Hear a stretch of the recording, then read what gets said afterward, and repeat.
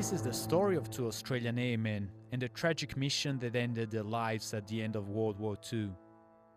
While their memories are kept alive by family in Australia, they are also remembered far away in a small village in Italy.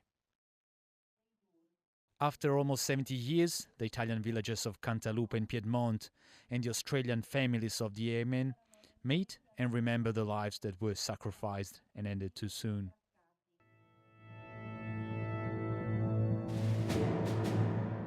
On October 12, 1944, an achievable mission for the Allies turned into a disaster with significant human loss. The 31st and 34th Squadron of the South African Air Force, under the command of the Royal Air Force, took off from their base near Foggia in the south of Italy.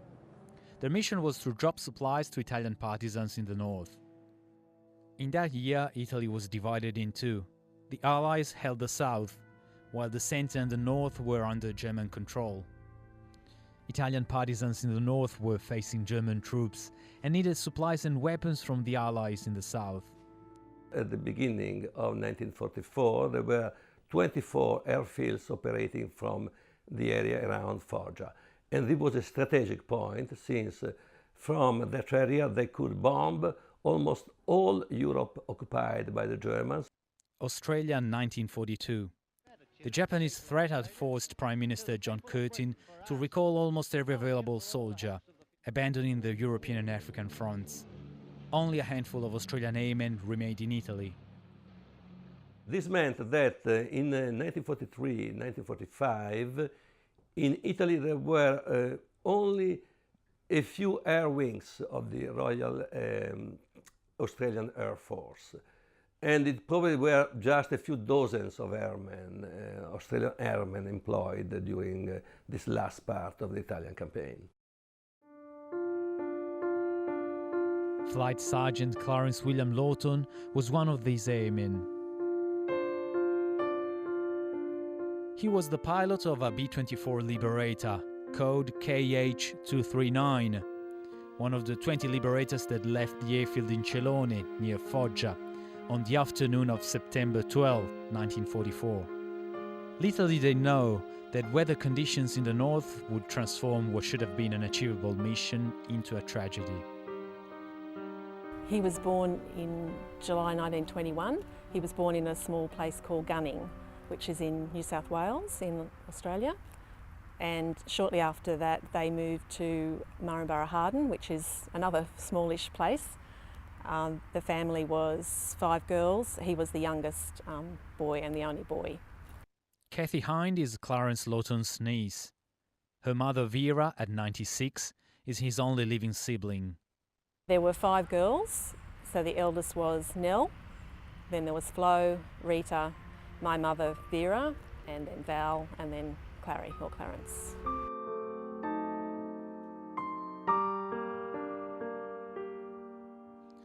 Kathy has come to Italy for the first time to pay tribute to her uncle's life, a life that ended in a small town in Italy after only 23 years. We meet at the British War Cemetery, Milan, where Clarence was reburied in 1945. He was a teacher. After he finished school, he studied for, I think, 2 years and then became a teacher. And he moved even further out in New South Wales in a very small place and was teaching there before he went to the war. On the 12th of October 1944, 20 B24 Liberators left the airfield in Celone. Their task was to drop supplies to partisans in North Italy. They were divided into 4 groups of 5 planes and were to carry out drops on 4 targets, codenamed Morris, Dodge, Parrot and Chrysler. Clarence was flying one of the 5 B-24s headed for drop-off point Parrot, near Vigone in Piedmont. What happened on that mission remained a mystery for several decades. Growing up, there was a photo on the wall of him, and I said I really just knew that he had been a pilot and had crashed in the war. But about 12 years ago, my mother was contacted by a lady called Anne Storm, who had been doing some research of what had actually happened at the time, and she sent us a lot of information then about how they had been helping to drop supplies to the partisans in Italy, and they knew that the actual site of where he had actually crashed. Anne Storm was just 1 year old when her father's B24 Liberator disappeared in the same mission.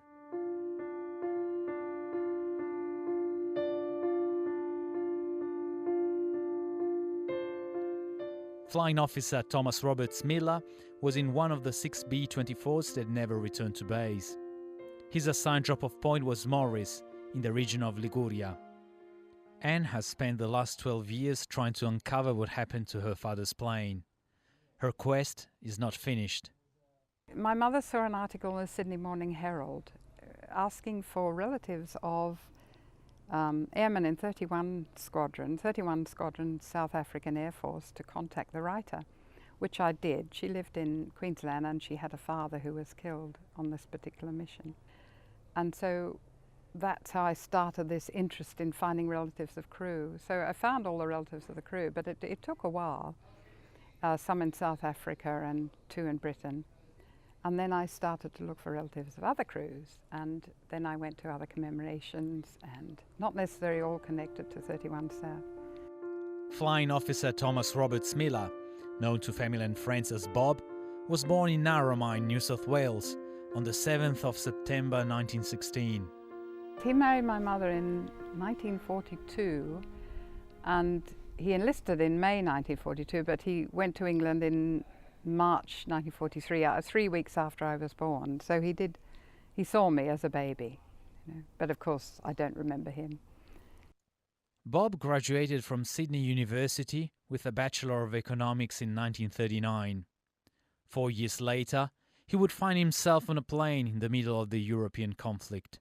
My father was a very intelligent academic man.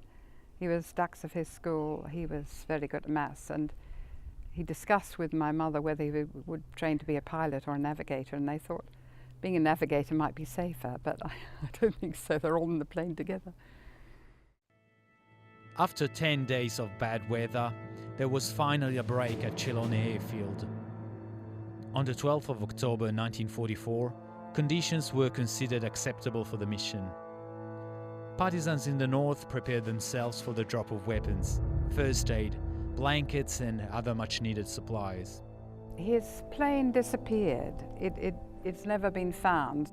My grandfather tried to find out more information, but he could find out very little about what had happened to the plane. There was a telegram that arrived at the time that he was missing.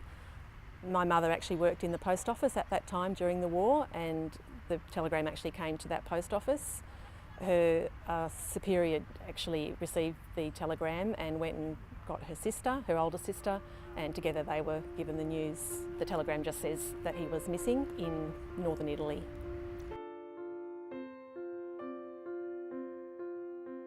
I've written to villages and mayors of towns and diving companies and recreational diving companies in Italy, in Liguria, where their drop zone was, in the thought that if it's in the sea, somebody might find it. But I haven't had many replies, but at least hopefully they've still got my name and address. Rough weather returned to haunt the mission as the airmen neared their drop points. Of the 20 airplanes that left Celone airfield, only 14 returned. 5 planes crashed into the Italian Alps and 1 was never found. A total of 48 out of 160 airmen never returned from the mission. They hailed from England, Scotland, South Africa, New Zealand and Australia. Clarence's plane crashed into Mount Freydour while Bob's disappeared without a trace. Shortly before his fateful flight, Bob had written a letter to his daughter, hoping to return home soon. The letter is the only thing I have of his that was specifically for me. He wrote the letter for my first birthday from Italy, just as a hello from your father, and he was looking forward to coming home. And that is all I have from him. That is all I have.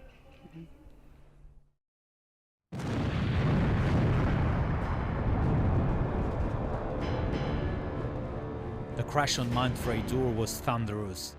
Explosions from the plane lit up the skyline. The following day, the wreckage of the consolidated B24 Liberator and its unlucky crew were discovered by locals. The 8 bodies found on the scene were buried together in a single grave. Flight Sergeant Clarence Lawton was one of them.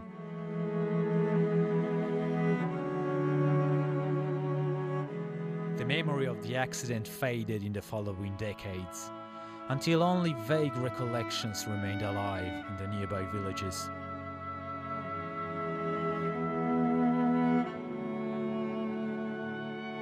Details of this ill-fated mission were uncovered in serendipitous circumstances in 1993 by the mayor of Cantalupa, Giustino Bello. The mayor, after stumbling across the remains of the B-24 during his walks in the mountain, was inspired to create a fitting tribute in honor of the fallen. Questa idea è nata anzitutto raccogliendo i pezzi di lamiera che ancora esistevano sul fianco della montagna. Abbiamo raccolto i pezzi di lamiera e questi pezzi di lamiera dell'aereo si trovano non visibili nella base del monumento. To build this monument, he had to investigate the details of this tragic night. His research quickly hit a dead end.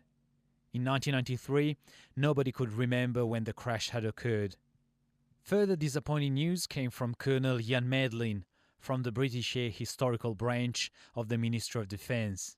Senza la data esatta del fatto o senza l'indicazione di un nome, per lui era impossibile risalire alla composizione dell'equipaggio. The mayor's solution was perfectly tailored for a little Italian town. His request of information was published in the local newspaper. The problem was resolved in an extraordinary manner. A man from a nearby village came forward after reading the article, revealing the exact date of the crash. He could also incredibly recall the exact hour, nearly 50 years after the event.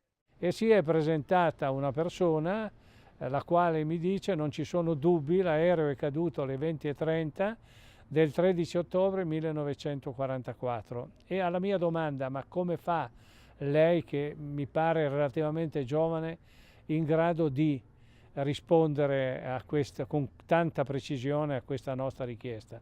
E lui mi ha chiarito che sua mamma gli ha sempre detto che quando l'aereo è esploso lui stava venendo al mondo. Armed with this information, the mayor finally obtained the details he needed from the British Ministry of Defence.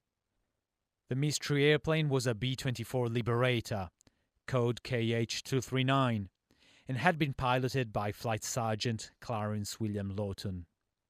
Further investigation at the crash site uncovered the identification tags of another crew member, Sergeant Lawton of England, confirming the identity of the plane beyond any doubt.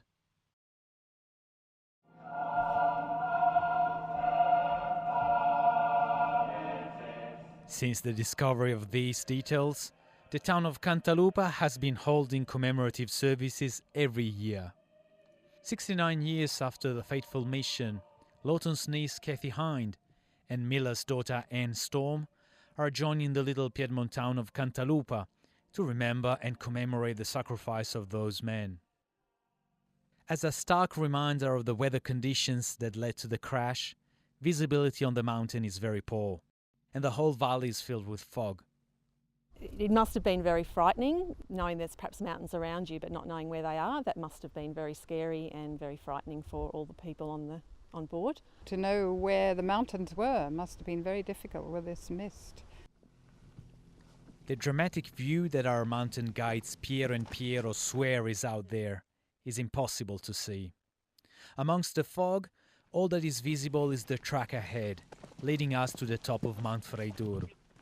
We climb the mountain to search for the impact spot and the monument built in honor of the airmen. After a steep trail, we eventually find where the B-24 collided against the mountain. This is what they believe to be the crash site. And as you can see, almost 70 years later, the land is still scarred. 100 meters away, a cross made of metal from the B24 shows where the bodies were first buried in 1944. 15 months later, the bodies were retrieved by an English contingent and reburied at the British War Cemetery in Milan, 185 kilometers away. We're at the top of Monte Freidor. This is where, in 1993, local artist Michele Privilegi built this monument in honor of Lawton and his crew, using the remains of the B24.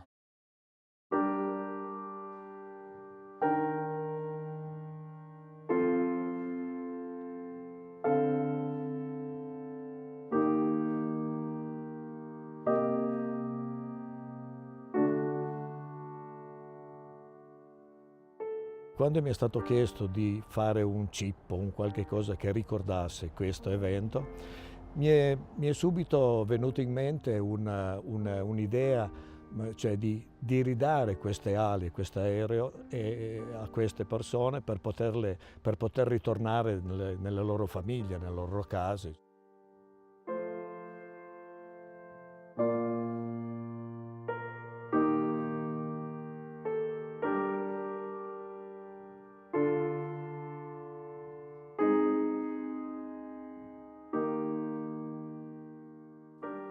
Weather conditions proved consistent for October in this part of Italy and forced the mayor to hold the commemoration ceremony in the Cantalupa town square.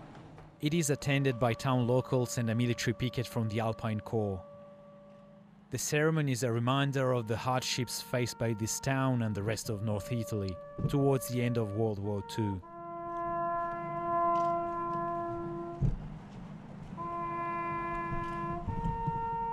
It is an emotional service, and one that reflects mutual respect between nations, going beyond the complexities of war and acknowledging the human side.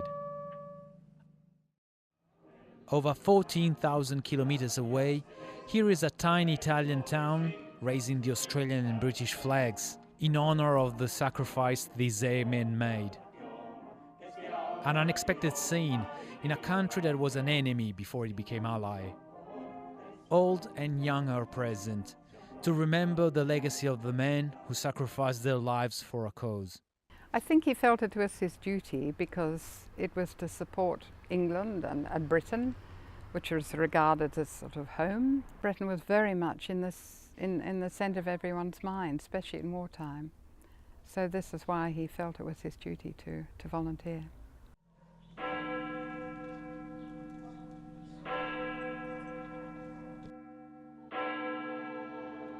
A religious service follows the ceremony. The church is packed with people, including the families of the 2 Australian airmen. For Kathy, today's ceremony brings closure to her family. Quite amazing that so many people would still care that much after almost 70 years, and overwhelming that they show such respect for the Allied men who helped them at that time. Yes, it was yes, very overwhelming. Anne's quest is not finished yet, even if she has long acknowledged that she may never find her father's plane. I think I've had long enough to accept it, and perhaps I'll find, perhaps not. It's my mother who is wanting to know very much where my father is, but I like to go to the ceremonies just in case there's somebody there who maybe knew where my father's plane crashed, maybe. A final surprise is in store for Kathy, brought by 2 local men who 15 years earlier also researched the full details of the B24's disappearance. This morning, Beppy and Sandro, 2 of the local people, went up to the crash site. They took up a wreath of poppies and they brought me back some of the debris that they found still on the ground from the plane, which is very special for myself and my family.